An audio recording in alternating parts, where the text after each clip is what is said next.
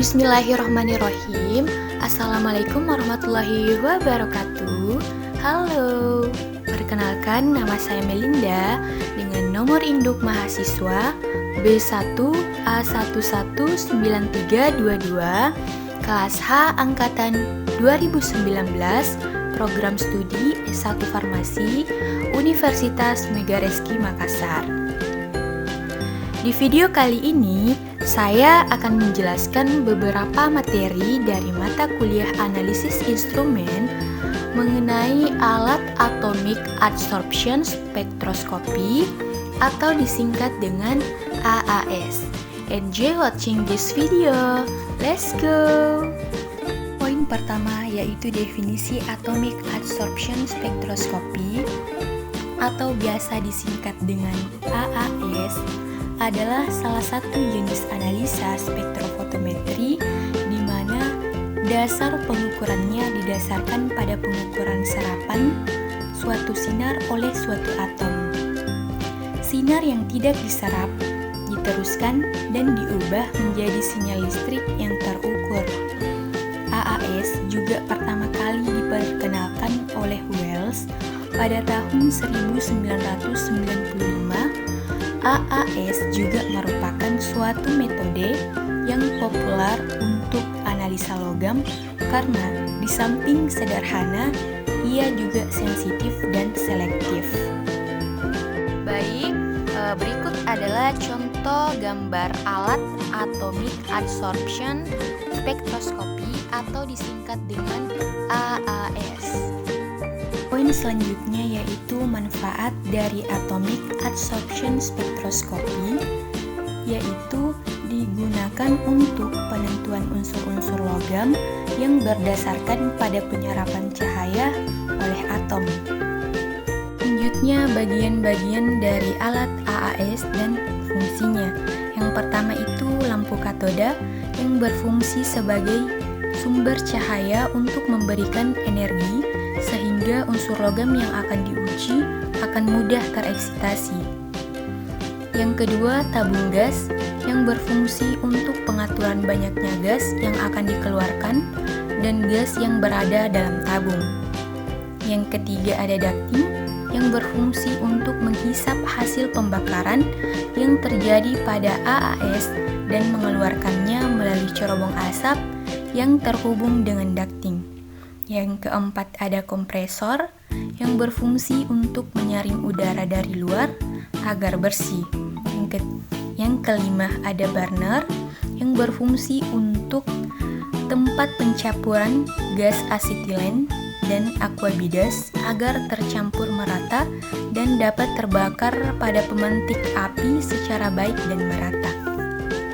Yang keenam, ada buangan pada AAS yang berfungsi sebagai tempat atau wadah buangan yang tidak dapat disenggol oleh kaki.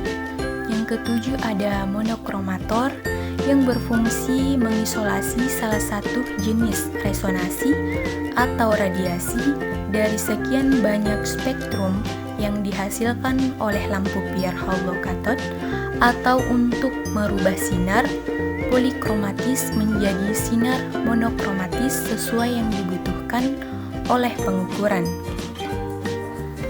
Terakhir, ada detektor yang berfungsi untuk mengukur intensitas cahaya radiasi yang diteruskan dan telah diubah menjadi energi listrik oleh fotomultiplier. Poin selanjutnya yaitu keunggulan dari atomic absorption spectroscopy yang mempunyai keunggulan dalam hal selektivitas dan sensitivitas yang cukup baik untuk analisa logam total dalam sampel. AAS juga dipilih karena lebih spesifik atau selektif untuk analisis penentuan unsur-unsur logam, memiliki kepekaan yang tinggi, dan dapat mengukur beberapa unsur yang berlainan dari suatu larutan yang sama. Selanjutnya, kekurangan dari alat atomic absorption spectroscopy atau AAS, di mana hanya dapat digunakan untuk larutan dengan konsentrasi rendah, memerlukan jumlah atom yang cukup relatif besar, sekitar 10-15 mili. Efisiensi nebulizer untuk membentuk aerosol rendah dan sistem atomisasi yang tidak mampu untuk mengatomkan. Selanjutnya, prinsip kerja alat Atomic Absorption Spectroscopy, di mana AAS berprinsip pada absorpsi cahaya oleh atom. Atom-atom menyerap cahaya tersebut pada panjang gelombang tertentu, tergantung pada sifat unsurnya. Misalkan, natrium menyerap pada 589 nanometer, uranium pada 358,5 nanometer, sedangkan kalium pada 766,5 nanometer. Cahaya pada gelombang ini cukup tinggi. Energi untuk mengubah tingkat energi elektronik suatu atom dengan absorpsi energi berarti memperoleh banyak energi. Suatu atom pada keadaan dasar dinaikkan tingkat energinya ke tingkat eksitasi, dan tingkat eksitasinya pun bermacam-macam.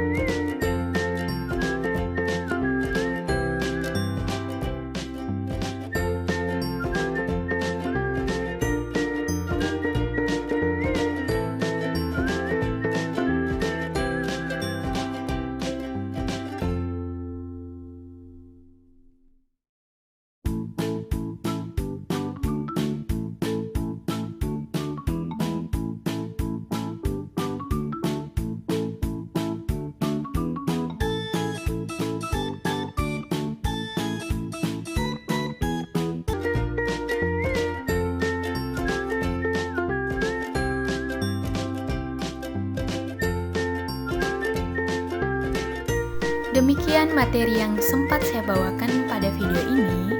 Kurang dan lebihnya mohon dimaafkan. Akhir kata saya ucapkan sekian dan terima kasih.